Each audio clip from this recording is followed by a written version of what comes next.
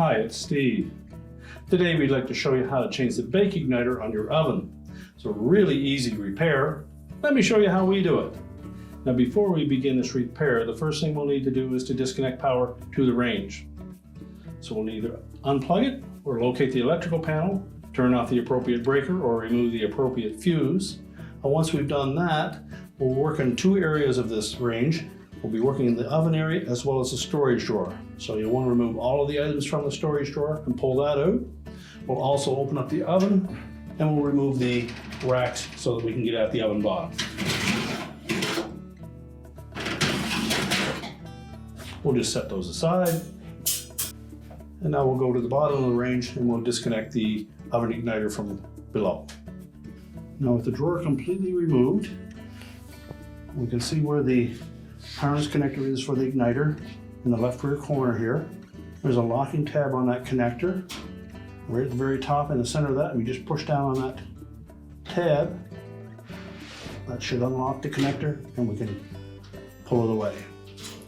Just make sure it's not wrapped around any of this wiring, and then we can remove the igniter from the inside. Now with the racks removed, we now have access to these two mounting screws that secure the oven bottom. So using a flat blade screwdriver, I'm just going to loosen those up.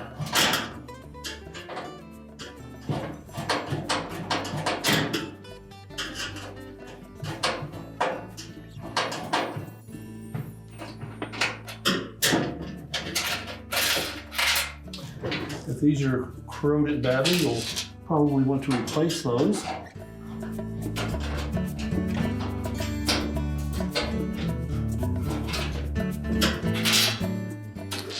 Remove them and set them aside. Now with the screws removed, we're next going to lift up on that oven bottom using these slots on the side. Lift up on the back first, and while putting pressure on it to lift the front up, we'll slide it towards the back.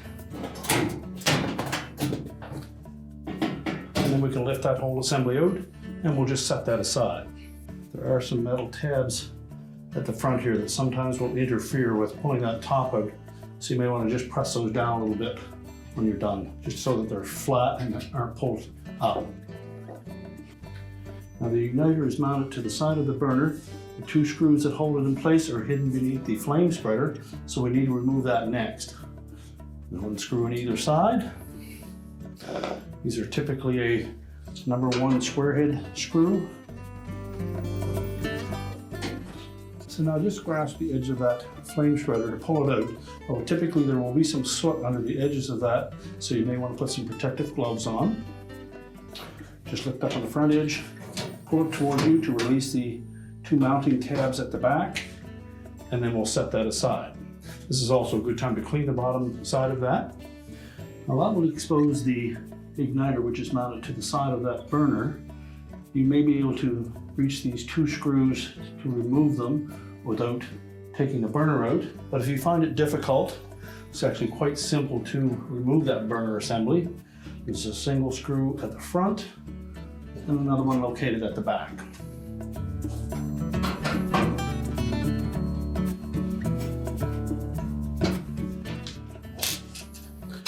Now with the screws removed, just rotate that burner slightly, lift it off the oven safety valve,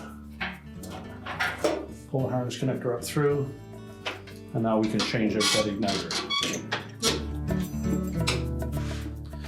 Now the mounting screws for the igniter are a machine thread screw, so they are different from the rest.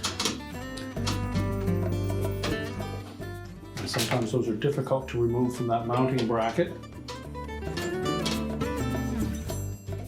That's why it's often easier to take that whole burner out to do this repair.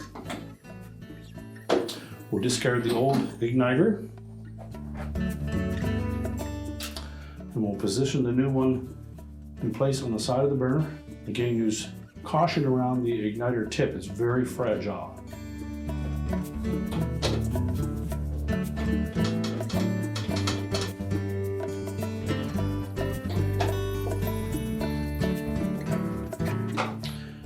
Now with the igniter tightened securely to the side of the burner, we'll carefully put that whole assembly back in place. We'll begin by tucking the harness connector for the igniter down through that opening first, and then we'll try to line up the venturi tube over top of the orifice on the oven safety valve. You can view that by looking through the storage drawer. Just want to make sure that that orifice goes up into that opening in that venturi tube.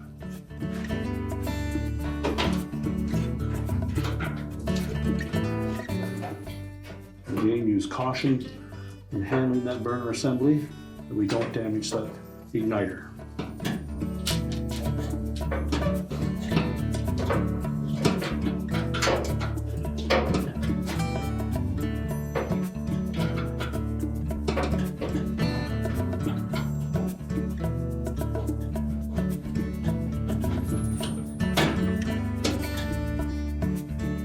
We've checked, and you can see that that's sitting down over top of that orifice.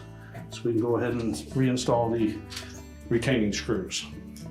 Now next we'll put the flame spreader back in place. We'll line up the two tabs at the back first. Again, use caution when installing that we don't accidentally touch that igniter.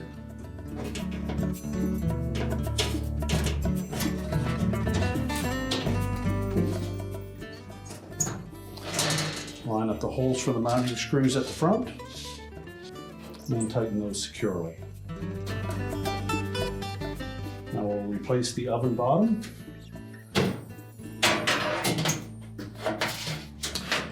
So insert it fully into the oven, tilt the back up slightly until we can tuck that front edge just underneath the lip.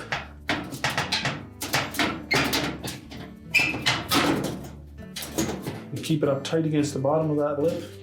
Let it drop down flat on the back, and we'll reinstall those two retaining screws.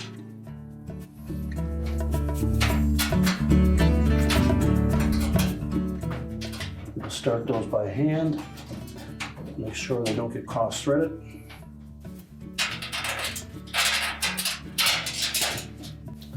Now, these screws don't necessarily need to be tightened with a screwdriver. They don't have to be really tight. You have to leave a little room for expansion from heat in that oven bottom.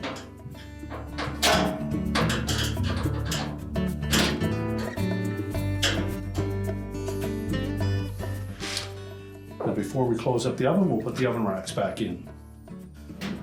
So now we'll slide those racks back into place.